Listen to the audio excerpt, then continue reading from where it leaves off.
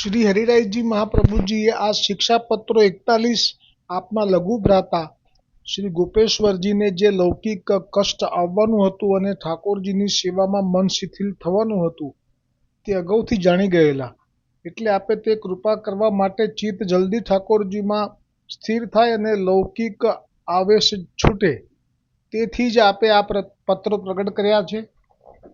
एवा श्री हरिरायजी महाप्रभुजी की जय हो। जेमने माटे प्रगट कर्या छे ए श्री गोपेश्वरजी प्रभु की जय हो।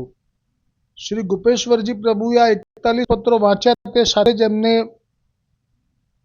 प्रेरणा प्राप्त थई दादा भाई श्री हरिरायजीनी कि आ पत्रों तो समस्त वल्लभकुलना समाधान अर्थे छे, तेथी ज आपे श्रम लई अने बधा ज श्लोकना शब्दार्थ अने तेनुं विवेचन प्रगट करेल छे। ए समस्त वल्लभकुल परिवारनी जय हो।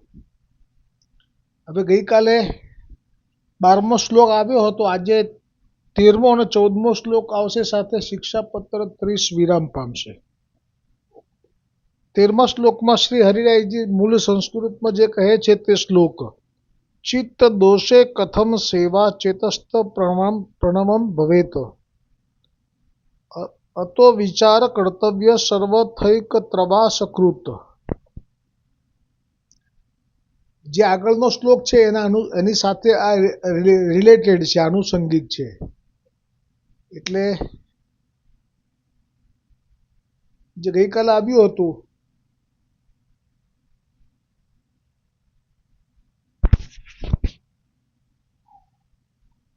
चित्तमां दोष न आवे, चित्त दृष्ट न थाय तेवी रीते भगवदीयथी अंतर राखवुं, हरिना स्थानथी पण अंतर राखवुं, जेथी हवे ए भाव हवे कहे छे कि जो चित्तमां दोष आवे तो शुं थाय।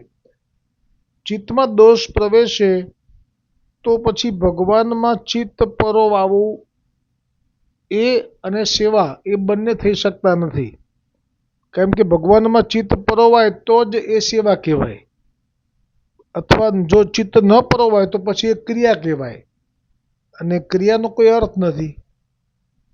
तेथी कह्युं कि सर्वथा भगवदीय होय ते स्थानमां वास करवो ए ज कर्तव्य छे।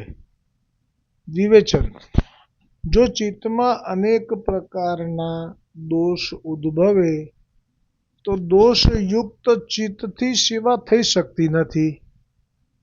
श्री महाप्रभुजी वल्लभाचार्यजीए सिद्धांत मुक्तावली ग्रंथमां तेथी ज एकाग्र चित्तथी सेवा करवानुं कह्युं छे।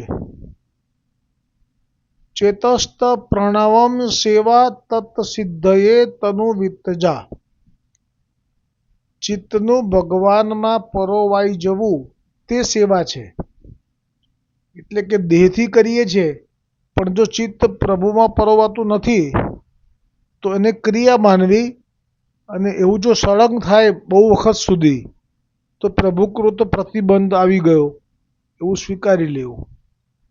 सेवानी सिद्धिने अर्थे तनुजा अने वितजा सेवा करवी जोईए। ए प्रकारे एकाग्र चित्तथी मानसी सेवा भगवाननी करवी ए ज परम फल छे। एवी भगवद सेवा करवामां दोषयुक्त चित्त उपयोगी नथी, तेथी चित्तमां दोषनो आवेश न थवा देवो। तनुजा अने वितजा सेवा मन लगाड़ी करवामां आवे त्यारे ज मानसी सेवा सिद्ध थाय छे। जेम नदीनो प्रवाह रात्रि दिवस चाली रहे छे तेम वैष्णवनुं चित्त अहर्निश भगवद सेवा रसमां तरलीने थई रहे त्यारे मानसी सेवा एने सिद्ध थाय छे। परंतु जो तनुजा वितजा सेवा करता करता चित्त दृष्ट थाय तो अग्रे फलरूप मानसी सेवा सिद्ध क्यांथी थाय। ए प्रकारे श्री महाप्रभुजीना वचनामृतनो विचार करवो। हवे श्लोक 14 हरिरायजी कहे छे कि मैं जे कह्युं ते सर्वथा हृदयमां स्थापन करी बुद्धिथी तेनो विचार करी स्वार्थनी प्राप्तिने अर्थे तत्पर एवा। स्वार्थनी प्राप्ति एटले आचार्य बालकोए पोताना स्वार्थनी प्राप्ति माटे तत्पर एवा, एटले के जे भगवदीयो सत्संग माटे तत्पर छे एवा भगवदीयो सहित एकत्र वास करवो। વિવેચન. એકાંતમાં સ્થિતિ કરી પોતાની બુદ્ધિથી વિચાર ન થાય તો ભગવદીયના સંગમાં વિચાર કરવો. શ્રી મહાપ્રભુજી વલ્ભાચાર્યજીએ ભક્તિવર્ધિની ગ્રંથમાં કહ્યું છે, બાદ સંભાવનાયામ તુ નૈકાંતે વાસ ઇષ્યતે હરિસ્તુ સર્વતો રક્ષા કરિષ્યતિ ન સંશય.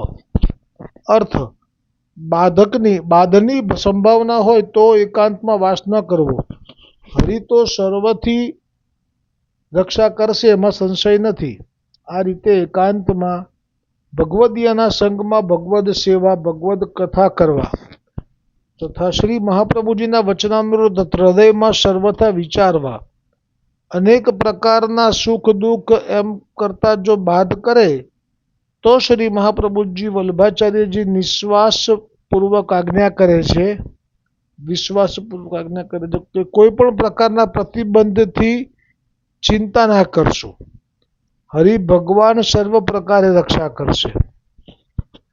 એટલે જે કૃપા કરી છે શ્રી મહાપ્રભુજી વલ્ભાચાર્યજીએ ભક્તિવર્ધિની ગ્રંથમાં, કે પ્રભુકૃત પ્રતિબંધ આવે છે એટલે સેવામાં પછી ચિત્ત નથી જતું, એટલે ક્રિયા થઈ જાય છે અને સમજાઈ જાય છે કે આ તો પ્રભુએ પ્રતિબંધ મૂકી દીધો, હવે તો સેવા નથી કરી શકતા.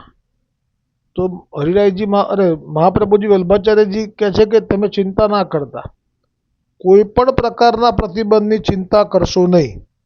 કેમ? તો કે હરિ ભગવાન સર્વ પ્રકારે રક્ષા કરશે. એટલે કે ફરી સેવા તો નહીં થઈ શકે, સેવા છૂટી એ છૂટી, પ્રતિબંધ આવ્યો એ આવ્યો, પણ રક્ષા કરશે એટલે કે તમને લૌકિક ગતિ તો નહીં જ થવા દે. પણ સેવા માટે થઈને હવે પ્રતિબંધ કેમ આવ્યો એવું બહુ વિચારશું નહીં, એમ કહે છે. હરિ ભગવાન સર્વ પ્રકારે રક્ષા કરશે, એમાં સંશય નથી. એ પ્રકારે એકાંતમાં વૈષ્ણવે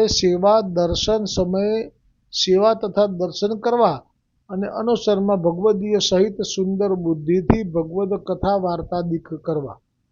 તેમજ શ્રી આચાર્યજી તથા શ્રી ગુસાઈજીના શ્રી સુબોધિનીજી આદિ ગ્રંથોનો વિચાર કરવો.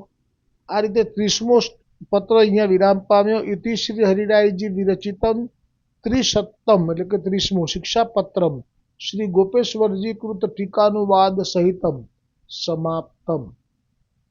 આવતીકાલે શિક્ષાપત્ર 31 શરૂ થશે. 31 શિક્ષાપત્રનો ઉદ્દેશ શું છે એ અહીંયા વર્ણવેલો છે, એ વાંચી લઉં છું. કાલે સીધો શ્લોક જ લઈશું એટલા માટે. આ 31મા શિક્ષાપત્રમાં જે નિરૂપણ કર્યું છે એમાં જે જીવોનું સાક્ષાત વર્ણ છે એનો પ્રકાર બતાવ્યો છે. પરંપરાથી જે વર્ણ છે એવા વૈષ્ણવોનો પ્રકાર બતાવ્યો છે. સાક્ષાત વર્ણ છે એવા વૈષ્ણવોનો પણ પ્રકાર બતાવ્યો છે. અને આધુનિક ભક્તો એટલે અત્યારે વર્તમાનના જે છે ભક્તો એમને વિશે, એટલે કે હવે જે વલ્લભ કુલથી જે શરણ આવે છે એની વાત ચાલુ થઈ. આ જે વાત ચાલુ થઈ આગળની પ્રત્યક્ષ ને બધી, એ તો જ્યારે શ્રી કૃષ્ણ હતા પ્રગટ અને જે લીલામાં લીધા હતા જીવોને એ વાત થઈ. અને હવે જે અહીંથી વલ્લભથી શરૂઆત થઈ તેમાં લીલાસ્થ ભક્તોના પણ 2 વિભાગ પાડ્યા છે. શ્રુતિરૂપા ભક્તો, ઋષિરૂપા ભક્તો, અગ્નિકુમાર ભક્તો. ઋષિરૂપાને વિશે સાક્ષાત વર્ણન પ્રભુએ કર્યું છે શ્રુતિરૂપાનું, અને ઋષિરૂપાને વિશે પરંપરાથી એટલે કે મર્યાદા પુરુષોત્તમ શ્રી રામચંદ્રજી દ્વારા પ્રભુ વર્ણન કર્યું છે. એ વર્ણના મુખ્ય 2 પ્રકાર છે એમ કરીને એ વિષયમાં કાલે આવશે. બોલો શ્રી હરિરાયજી મહાપ્રભુજી કી જય હો.